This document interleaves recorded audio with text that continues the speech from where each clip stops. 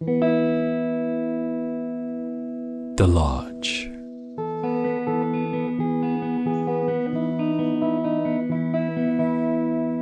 The podcast from the Grand Lodge of British Freemasonry in Germany.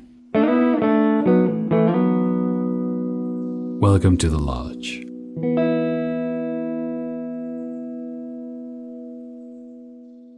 Welcome to the first episode of the Lodge podcast. This is the podcast from the Grand Lodge of British Freemasonry in Germany.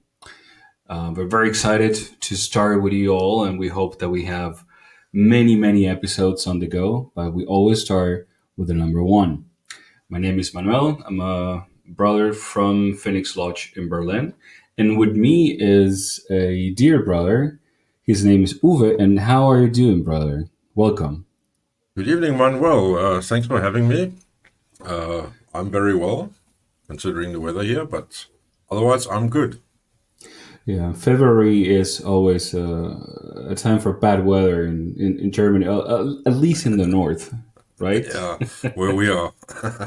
Where we are. Oh, good.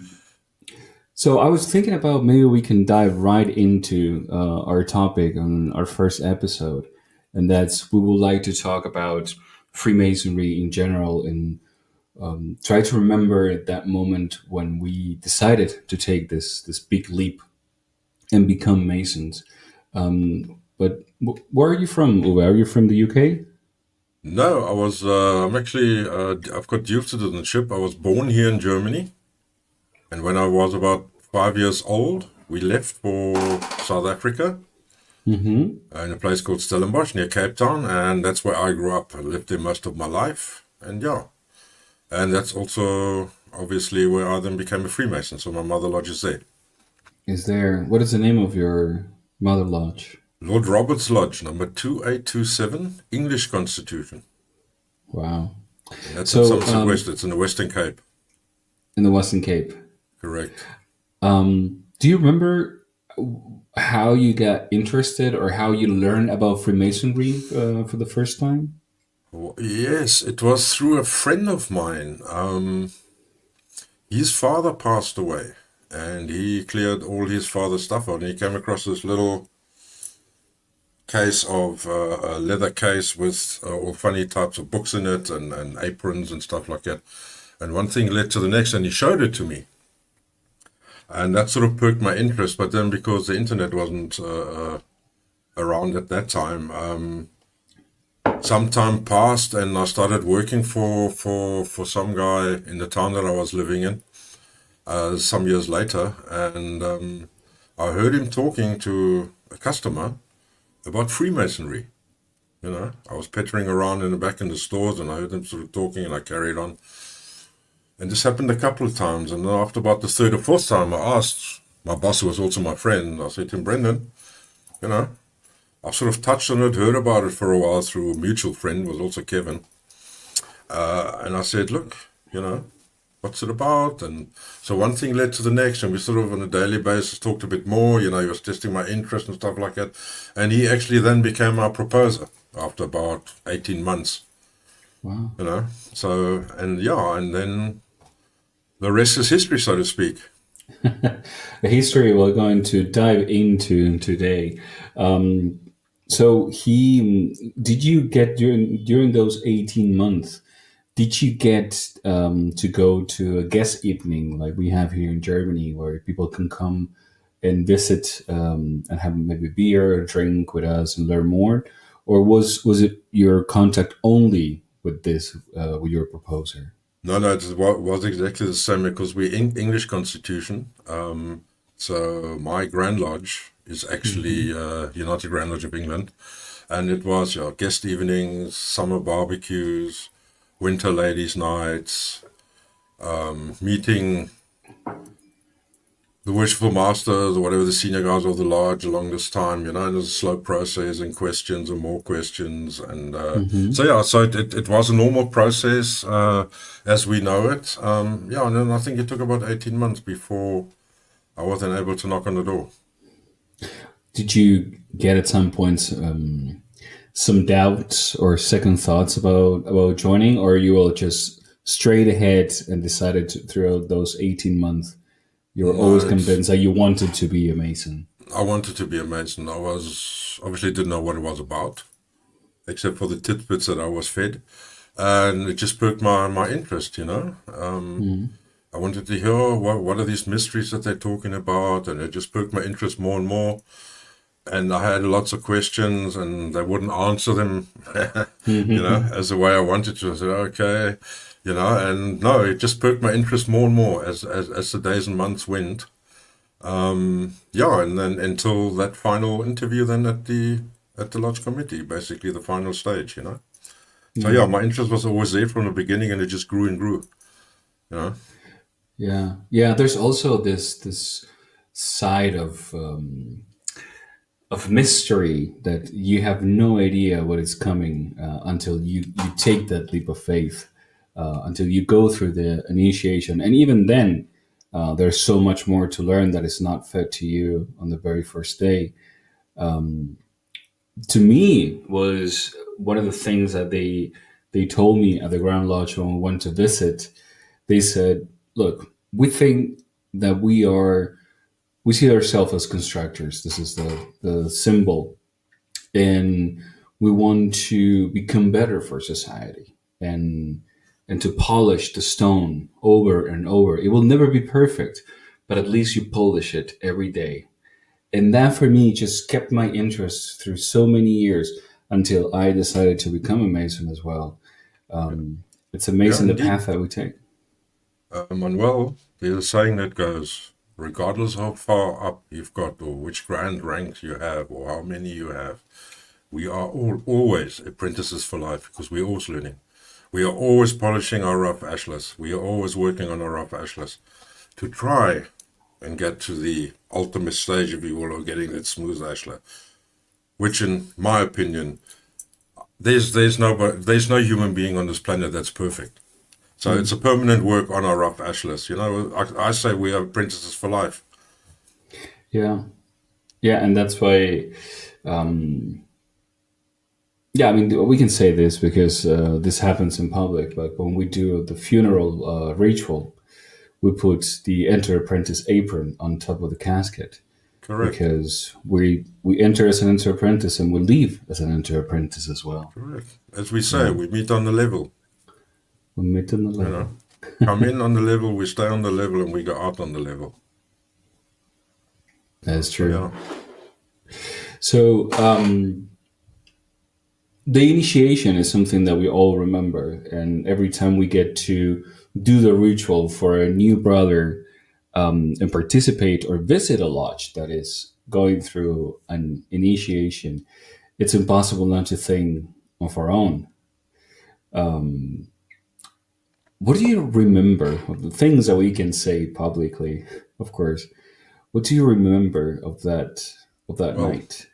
besides having a sleepless week before the actual time, and being nervous, of course, not knowing what's going to happen, I remember everything.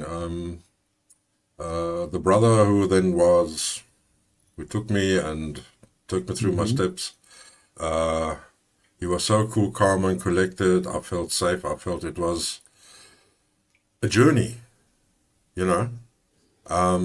Yeah, as we say, the first regular step was a journey. It was an experience, something you will never forget. And yeah, and I just thought afterwards, okay, obviously, what did I just go through? Because we don't know, or because we don't understand it at that time. Hmm.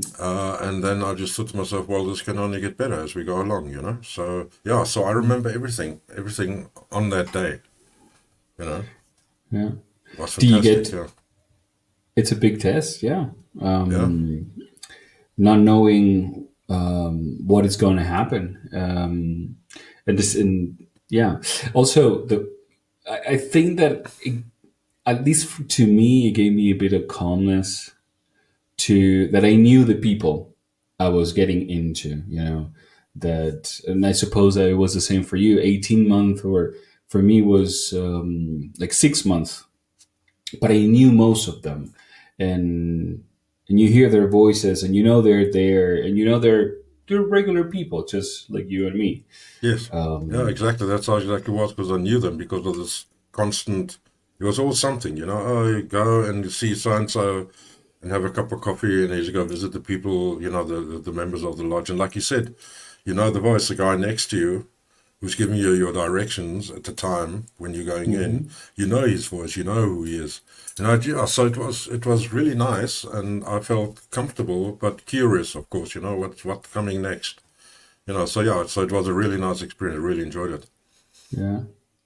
And this is something that we got to talk about sometimes with the brothers of the lodge, but it's also that every lodge is different because every group of people is different. I think that you remember your mother lodge because it was the first one, and it's your mother lodge, you know. Correct. But it's also you're joining a group of people besides a universal order, if you want to call it, international organization with Brotherhood. different costs. Pardon? Brotherhood. A brotherhood, exactly. But most importantly, you're joining a group of people of a finite number of people in one room, which is your lodge, and getting along with them is very important, and getting to know them is very important. And try not to rush it, not only because of the brotherhood, because eventually, well, one moves to another city, to another country, and ends up in another lodge. That can happen, but you're joining a group of people, and that's a good thing, I would say, for not rushing Yeah. into it. And also, especially when you're new, but not only, everyone in that lodge has gone through the same thing that you've gone through before. They've gone through the same thing before you that you've gone through. You know, so you've got that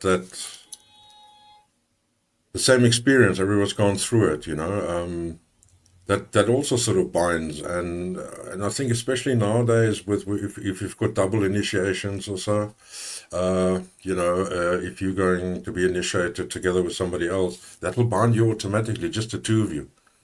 You know what I mean? That's forever. Mm. So it's not only that you're all on the same plane, if you wish, if you will. Yeah, it's nice. Everybody's there for the same reason. It's really nice. It's sort of you stick together and you can talk about the same things, and you got the more experienced guys who you can ask, and they will, you know, give you wise counsel or explain things to you. So yeah, so we all there for the same reason, and we've gone through the same and everything, and it's a learning curve, as you know. So it's nice, yes. Mm. Are you still a member of the lodge in South Africa? No, no, unfortunately not. No, but I'm in touch with them now and again, off and on. Yeah. Lodge still exists, so yeah, I'm planning to go home end of this year, so I'm hoping to pop in there for a visit. That's very nice. Yeah, So when did you come back to Germany? I came back. Oh, I was initiated in 1997, passed in 1997, raised early 98, and then I came back in September 98 with my wife and three kids back to Germany. And then So it was very I became a sorry. joining member here then, of course. Yeah. But I didn't join Lodge Nahas at the time. I joined Lodge Bridger Fellowship, which is situated here in Hannover. And I went through I was a freshly raised Master Mason, still green behind the ears. And I went Hmm. through all the offices and through the chair in 2003. And yeah, and like I said, the rest is history. The rest is history. The Yeah, history we're diving into. yeah. So how was it for you to come to a new? I mean, not a new country, but a new way of doing things in Freemasonry. I suppose the ritual is the same, Yeah. which sometimes it's strange because there are several rituals that have they're basically the same in spirit, but some things vary, and those are things that you have to learn. And also, there are different ways or different languages, for example. So, how was for you to come to a new lodge, freshly made Master Mason, but also pretty new into Freemasonry as well? So, Yeah, indeed. and new. I was nervous because I obviously didn't know anyone. I got to know about this lodge through, I can't even remember how I got the phone number of a German brother, which he passed me on then to Brother David Gale, who was the Grand Master of our Grand Lodge at the time. Mm-hmm. And I spoke to him, and he gave me the info of the secretary at the time here in Hanover, and I phoned. Yeah, and I had my first meeting, I think. I looked through the attendance register not so long ago. I think it was in March 1999. I visited for the first time. The regalia is the same as you know. Everything else is the same. The ritual is the same. Some of the traditions as we know it were different. Because we, in my mother lodge South Africa, we work strict emulation. There was no Mm-hmm. extras. As we know, the crossing of the wands, and so they didn't do that. They work strict emulation. And yeah, but, I sort of slipped in and I became a member, I think 3 or 4 months later or something. And then I started, as inner guard and so forth, my first office. And yeah, it continued up until Chief King Solomon. Yeah. In Yeah, 2003, then I became Worshipful Master. Yeah. that's quite a journey. So you got to know them as well, and to get along pretty fast. So because you became a joining member pretty soon. Quickly, and yeah, and everything was, I think I went, yeah, to visit 3 or 4 times. And then just had the application form as a joining member. And Mm-hmm. yeah, and then I was in. And I was happy to get going, nervous, of course, because I hadn't held an office in my mother lodge because I left so soon after. Only thing I Yeah. had done, and that was as an entered apprentice at the time, was to the working tool charge in the first degree. So, so that was my experience when I came here to Germany. But yeah, and I picked up as inner guard, went through all the offices, like I said, and then in 2003 became worshipful master. So yeah, so it was nice. So we have, for people who are not part of Freemasonry and who are listening, who are interested in Freemasonry, we have something that is called constitutions, and we also have different grand lodges, and that's the one that we are under is the Grand Lodge of British Freemasonry in Germany, which you're a Correct. member of as well, Yes. as an officer of the Grand Lodge. So it's it comes with all a new string of duties and responsibilities. But could you tell me why do we have a British Freemasonry in Germany? Why do we have another Grand Lodge Well, besides the German Grand Lodge, of course? as you know, we are called here the United Grand Lodges of Germany, Mm-hmm. Brotherhood of Freemasons, which were formed initially by two German Grand Lodges. I think it was AFAM and the Grand Land Lodge of Germany. I think they started it off, and then later on, the Brits and the Americans joined, and the FO. So that's how it came to be. And our Grand Lodge, for some years, was first a provincial or district Grand Lodge. Before they then joined, I think it was in 1970, if memory serves. They also became then part of the United Grand Lodges of Germany, where they then had 5 Grand Lodges. And so that is basically, in short, our background. And yeah, they formed it, I think, just to get recognition from the UGLE. They came under one umbrella. Mm-hmm. As you know, that each Grand Lodge can govern themselves. They have their own constitutions or Grand Lodge regulations. They can govern themselves.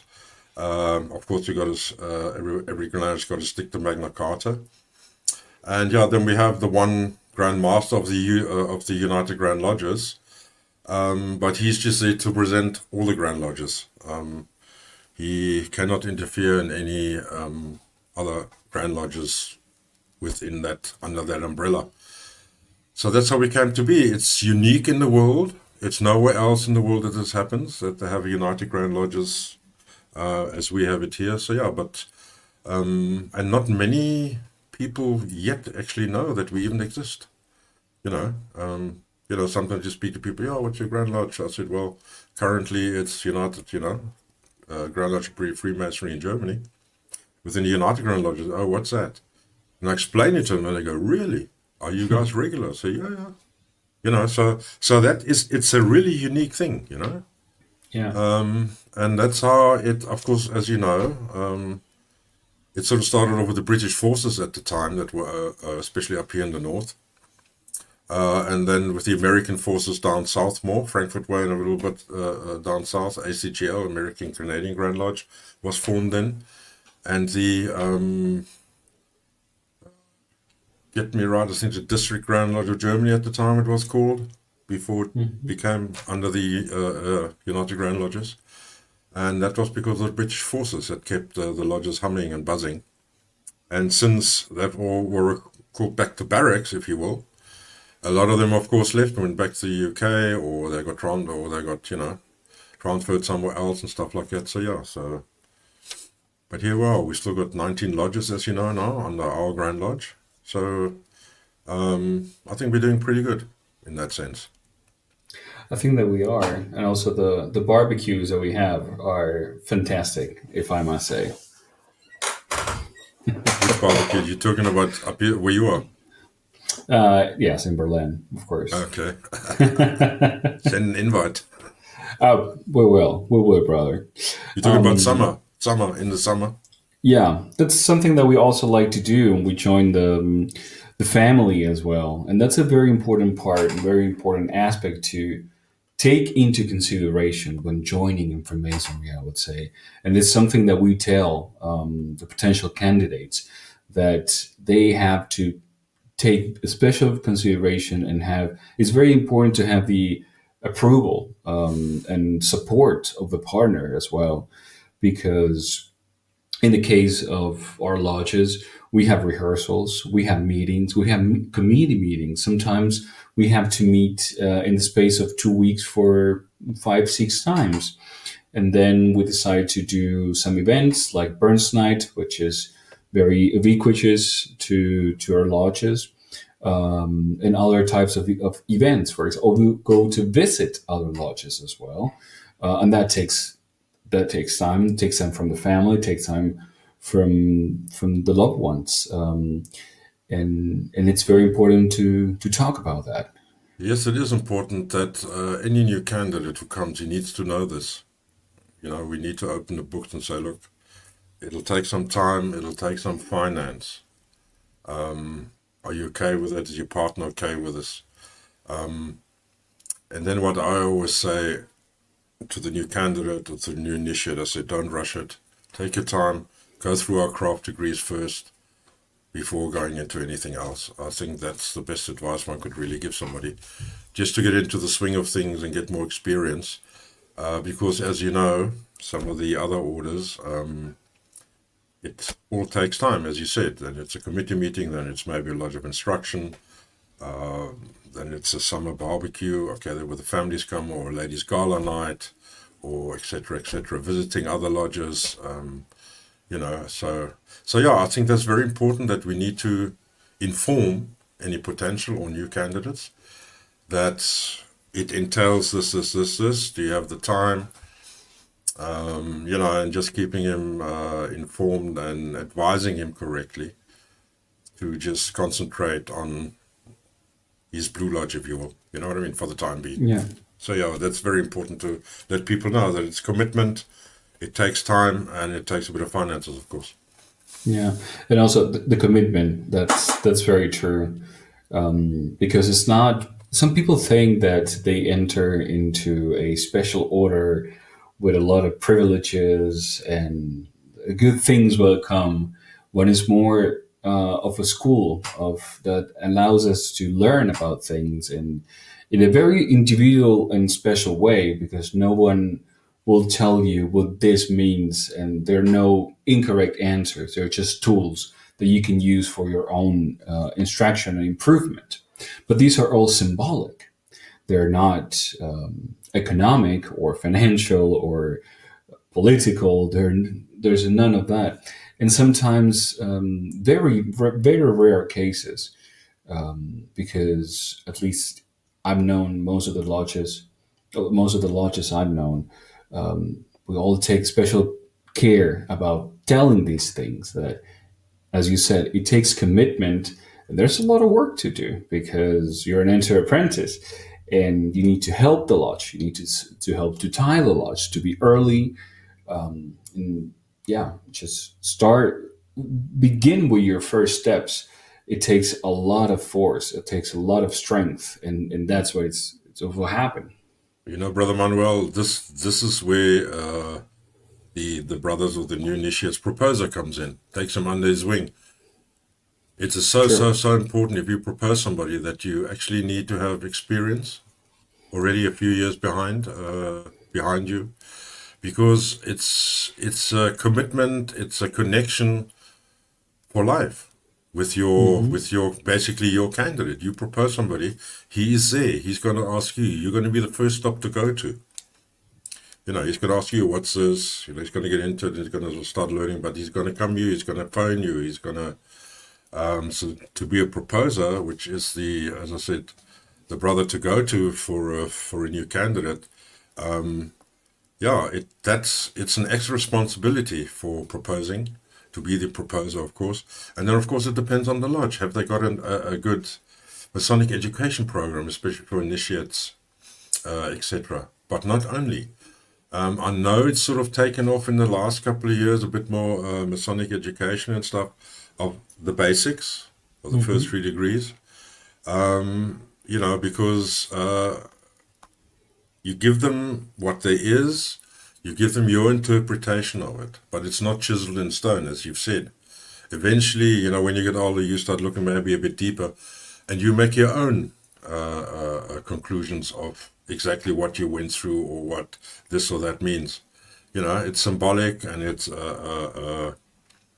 you know, it's yeah, it's just your own thing at the end of the day. Once you get older, you know what I mean. If you understand what I'm saying. You know, you interpret it your way. You may have heard something like this from an experienced past master some years ago, but he said this has meant this. But then you may have read something here and says, okay, well, this actually makes more sense to me. It doesn't matter. It's all good. You know, uh, it's an interpretation that we can basically put together as we see it. You know, yes, you have the Exactly. basics. You go through the basics, but you know, once you start expanding it slightly, it's the interpretation that you think it is for yourself, you know. So, but yeah, it's important to be there for the new candidates and for everybody else. It's important to explain to them what they've just gone through in layman's terms and stuff like that. So, Masonic education is very important in lodges, you know. Even if it's just a Yeah. small thing, somebody just reads something out. You know, I've done that when I was in the chair. I did that, and even some experienced brethren come to me. Wow, I learned something here. You know, I said, well, fantastic.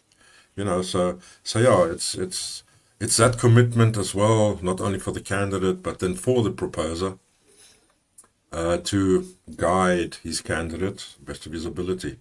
You know, so it's just one of these things that proposer, yes, it's all nice and you know, but it's a commitment as well.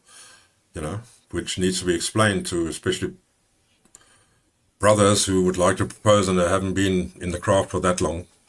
You Mm. know, one has to say, look, brother, all fine and dandy, but you know, so yeah, No, it's true, and also it doesn't matter how far you have gone through the degrees, how much you've learned, or how much experience you have, how many years you have been in the craft. You always learn something new, even if it's from the first degree. Well, you always come back to the first, right? And I like what you said before, and I agree. We all know what a hammer is, but each one of us can use it in a different way, or we can learn something of how. In the end, I think it has to make sense to us. If it makes sense to you, that's I think that's enough, and you don't have to follow what others say. That's a very important part to develop as well the critical thinking, and we put we put the spotlight as well on tolerance and exercising tolerance. And that's why it's amazing in private conversations with other brothers, you can address topics that could be very controversial from very different points of view and still have a harmonious conversation about Yeah, the topic. yeah, exactly. And it's a certain charge I interpret this way. You interpret it that way. And we can discuss why, and which is nice, which is nice. And we can learn from each other. There's okay, but that comes in with a bit more experience, like you say, maybe sitting around somebody's lounge or something. Yeah, which comes at a later stage. Once we've been through or been a Freemason for a while. But for the initiates and the new brothers, it's very important that the senior members and his proposers are there for him to answer any questions that he has, which there always are, as you know. I had a lot of questions, you know, as I progress. So yes, so yeah, we're all there for each other. It's a mutual support. To make sure that everybody just understands what they've just gone through, which is a good thing. That's true. So I will ask you my last question before we finish. But first, I would like to thank you for taking time to talk with me and just share about these about the first steps in Freemasonry to our audience. So thank you very much for joining. Thanks for having me. And what would you recommend someone who is thinking about joining Freemasonry anywhere in the world? What would you tell them to take into consideration and think about before joining? Do you really want to do this?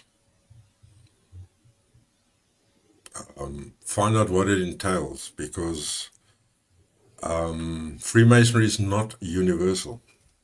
Depending where you are in which country, depending which constitutions you are, there are lots of differences. So something that applies, say, in the UK will not apply in the United States. Basically, do your homework, ask a lot of questions. The internet is there, read up a lot, and then just speak to a potential proposer or so, and just, take your time, don't rush it. That's what I'm saying. Take your time, don't rush it. It's a really great brotherhood. I enjoy being a Freemason. And, yeah. And you continuously work on your rough ashlar and learn, be an apprentice for life. It's not you put in what you put in for your lodge and your brothers. It's not, you don't do it to get something out. I don't believe that. And then become a brother and enjoy working through the degrees in your mother lodge, if you decide to take that first step. So, yeah, do your homework. You can inform yourselves, speak to people that are Freemasons. Just don't rush anything, because we've had potential candidates that have spoken, and then at the end of it, sort of, oh no, not really. That's okay, maybe at some other stage. So yeah, just do the homework, and when you're absolutely sure, and you've had a chat with your potential proposer, take your time and then take the first regular step. I can from my experience, I can recommend it. Yeah. Patience is a virtue. Correct. Yes. Don't rush it. Yeah.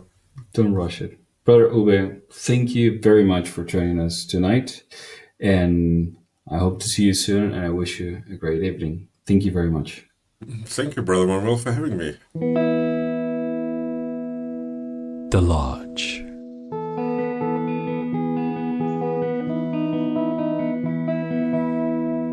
The podcast from the Grand Lodge of British Freemasonry in Germany. See you soon.